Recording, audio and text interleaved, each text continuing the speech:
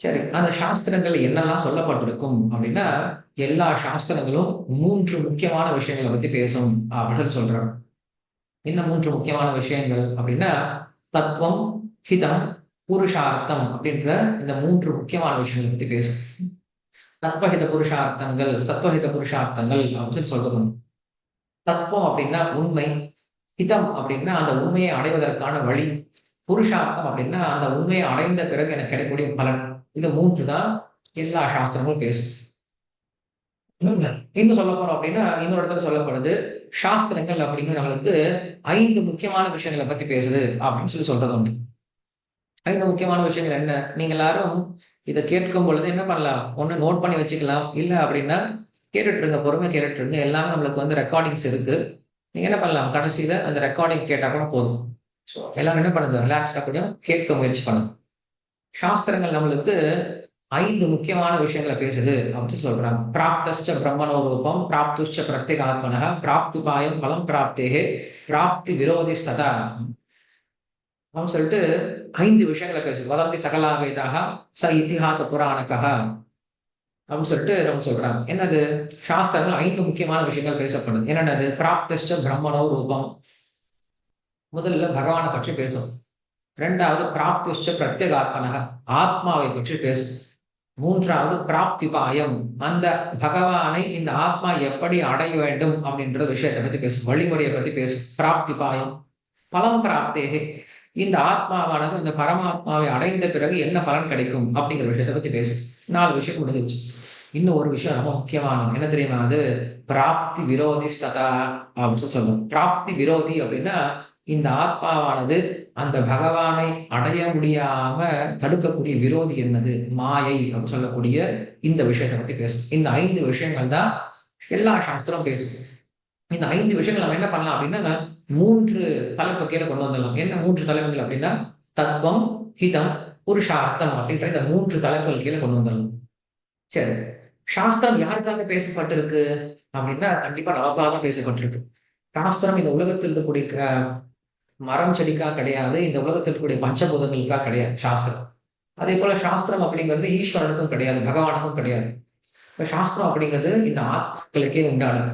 சரி, இந்த ஆத்மாக்கள் இந்த சாஸ்திரத்தை எப்படி எல்லாம் பாக்குறாங்க அப்படின்னு சொல்லி பாருங்களேன் கொஞ்சம். என்ன பண்றோம்? ஆஹ் துவம் அப்படிங்கிறது, ஹிதம் அப்படிங்கிறது, புருஷார்த்தம் அப்படிங்கிறது, தத்துவம் அப்படிங்கிறது உண்மை அப்படின்னு சொல்லி பார்த்தோம் இல்லையா? சோ இந்த உலகத்துல ஒரு மனுஷன் என்ன பண்றான் அப்படின்னா, இந்த உடல் சுகம் தான், இந்த உடலை அனுபவிக்கிறது, கண்டு, கேட்டு, முகர்ந்து, ருசித்து, தொட்டு, இதுதான் ஒருத்தர் சுகம் அப்படின்னு நினைச்சிட்டு இருக்கான். இதுதான் உண்மை அப்படின்னு நினைச்சிட்டு இருக்கான்னு வச்சுக்கோங்களேன். இதுதான் அவனுக்கு தத்துவம். இந்த உலகத்துல பொதுவா மக்களுடைய நம்முடைய அஹ் நமக்கு தெரிஞ்ச ஒரே ஒரு உண்மை என்னது? நல்ல சந்தோஷமா இருக்கணும் சார் அப்படின்னு நினைச்சிட்டு இருக்கோம் இல்லையா? இந்த உடம்பை நல்லா பார்த்துக்கணும், உடம்பு நல்லா பார்த்துக்கோங்க, உடம்பு ஆரோக்கியமா இருக்கா, உடம்பு சந்தோஷமா இருக்கா, சாப்பிட்டீங்களா, உடம்பு ஆரோக்கியமா இருக்கா, இதுதான் பேசிட்டு இருக்கு. அப்ப என்ன பண்றாங்க? இந்த உடலை அனுபவிப்பதுதான் இறுதி இலக்கு அப்படின்னு நினைச்சிட்டு இருக்கோம். இதுதான் நம்முடைய தத்துவம். அப்படி அவங்க இதை தத்துவமா எடுத்துக்கிட்டாங்க அப்படின்னா இதற்கான ஹிதம் என்னது? இதற்கான வழிமுறை என்னது? கஷ்டப்பட்டு உழைக்கிறது. கஷ்டப்பட்டு உழைக்க ஆரம்பிக்கிறாங்க. இதற்கான பிரயோஜனம் என்னது? புருஷார்த்தம் என்னது?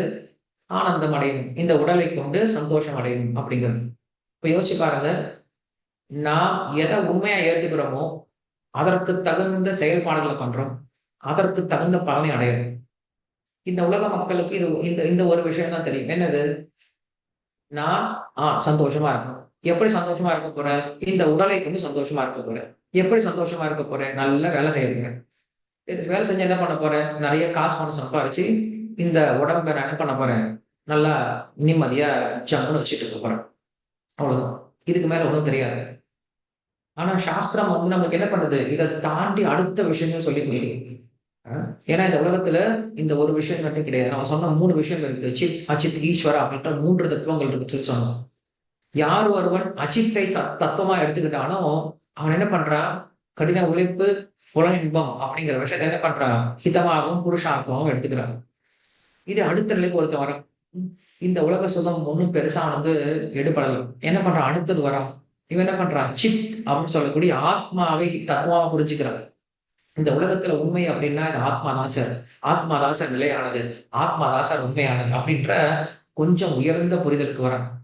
அவன் என்ன பண்றான், ஆத்மாவையே தன்னுடைய தன்னுடைய தத்துவமா புரிஞ்சுக்கிட்டான். அதுதான் உண்மை அப்படின்னு புரிஞ்சுக்கிட்டான். சரி, இந்த ஆத்மாவை அடையணும், என்ன பண்ணணும், அதற்காக என்ன பண்றான், அவன் தியான யோகத்தில் ஈடுபடுறான், ஞான யோகத்தில் ஈடுபடுறான், ஆத்மாவை உணரணும் அப்படின்னு நினைக்கிறான். இதெல்லாம் வழிமுறை, அந்த ஆத்மாவை உணர்வதற்கான வழிமுறை. கடைசியில் என்னது, புருஷார்த்தம். இந்த ஆத்மா நீங்க ஏன் உணரணும்னு நினைக்கிறீங்க, நான் அப்பதான் என்ன பண்ண முடியும், இந்த உலகத்தினுடைய பிறப்பு இறப்பு முதுமை நோய் அப்படின்ற இந்த துன்பத்திலிருந்து விடுபட்டு மோட்சானந்தத்தை அடைய முடியும், மோட்சம் அடையணும் அப்படிங்கிறது தான் அவனுடைய இலக்கு. இந்த உலக துன்பத்திலிருந்து விடுபட்டு போயிடும் சார், நிரந்தரமா சந்தோஷமா இருக்கணும் சார் இப்படி நினைக்கிறாங்க. இதுக்கு பேரு கைவல்யம் இல்ல மோட்சம் அப்படின்னு சொல்றது உண்டு. சோ இப்படிப்பட்டவர்கள் என்ன என்ன பண்றாங்க, அவங்களுக்கு தத்துவம் என்னது, ஆத்மா. ஹிதம் என்னது, ஞான யோகங்கள் தியான யோகங்கள். புருஷார்த்தம் என்னது, ஆத்மானுபவம். இது ரெண்டாவது வகை. மூன்றாவது வகை ஒருத்தங்க இருக்காங்க, இவங்களுக்கு பகவான் தான் தத்துவம், பகவானை புரிஞ்சுக்கிறாங்க, தத்துவமா புரிஞ்சுக்கிறாங்க, பகவான் தான் பூர்ண உண்மை அப்படின்னு புரிஞ்சுக்கிறாங்க. அந்த பகவானை அடைவதற்கான வழிமுறை என்னது, பக்தி யோகம், ஹிதம். புருஷார்த்தம் என்னது, அந்த பகவானுக்கு சேவை செய்து அந்த பகவானோட சேர்ந்து சந்தோஷமா இருக்கு, இது புருஷார்த்தம். சோ இப்படியாக மூன்று விதமான மக்களுக்கு மூன்று விதமான ஹிதம், தத்துவம், புருஷார்த்தங்களை பார்க்கிறோம். நாம் இதுல எந்த இடத்துல இருக்கோம் அப்படின்னு புரிஞ்சுக்கணும். நம்முடைய தத்துவம் என்னன்னு புரிஞ்சுக்கணும். என்னுடைய தத்துவம் இந்த உலக சுகம் தான் அப்படின்னு நினைச்சோம் அப்படின்னா அதற்கு தகுந்த வழிமுறை, அதற்கு தகுந்த பலன். என்னுடைய சுகம் ஆத்மாவை புரிஞ்சுக்கிறது அப்படின்னு நினைச்சோம் அப்படின்னா அதற்கு தகுந்த வழிமுறை, அதற்கு தகுந்த பலன். என்னுடைய இன்பம் அப்படிங்கிறது பகவான், என்னுடைய தத்துவம் அப்படிங்கிற பூர்ண தத்துவம் அப்படிங்கிறது பகவான் புரிஞ்சுக்கிட்டோம் அப்படின்னா அதற்கு தகுந்த வழிமுறை, அதற்கு தகுந்த பலன். சோ நாம் எந்த தத்துவத்தை உயர்ந்தா எடுத்துக்கிறோமோ, எந்த உண்மையை நாம எடுத்துக்கிறோமோ அந்த உண்மைக்கு தகுந்த வழிமுறையும் அந்த உண்மைக்கு தகுந்த பலனையும் நாம் எதிர்பார்க்க முடியும். சோ இப்படியாக சாஸ்திரங்கள் நமக்கு உயர்ந்த தத்துவத்தை பத்தி பேச சொல்லிக் கொடுக்குது. தத்துவம் ஜிக்யாசமானவனாம் ஹேதுபிர் சர்வதோமுகைஹி தத்துவம் ஏகோ மகாயோகி ஹரிஹி நாராயண ஸ்மிருதா. இந்த உலகத்துல ஒரே ஒரு தத்துவம் இருக்கு, உயர்ந்த தத்துவம் இருக்கு அப்படின்னா அது ஹரி நாராயணன் தான். ஆலோட்ய சர்வசாஸ்திராணி விசாரியச்ச புனః புனः இதமேக்கம் சுனிஷ்பன்னம் தேயோ நாராயண ஸ்ததா அப்படின்னு மத்வாச்சாரியர் சொல்லணும். சாஸ்திரம் மொத்தத்தையும் நம்ம தேடி பார்க்கலாம், இந்த உலகத்துல உனக்கு எது உண்மையான ஆனந்தத்தை கொடுக்கும் அப்படிங்கிற விஷயத்த அவன் தேடி பார்த்தாலுமே கூட அவனுக்கு கிடைக்கக்கூடிய கடைசியா ஒரே ஒரு விஷயம் என்ன அப்படின்னா தேயோ நாராயண ஸ்ததா, இந்த நாராயணனை வெளிப்படுறது தான் அப்படின்னு சொல்லி கொடுக்குறாங்க. அதனால உண்மையான தத்துவம் அப்படிங்கிறது நாராயணன் அப்படின்னு சொல்லக்கூடிய அந்த பகவான் தான். அவரை நாம் புரிஞ்சுக்க முயற்சி பண்றோம் அப்படின்னா அதற்கு பகவத்கீதை ரொம்ப உதவிகரமா இருக்கும்.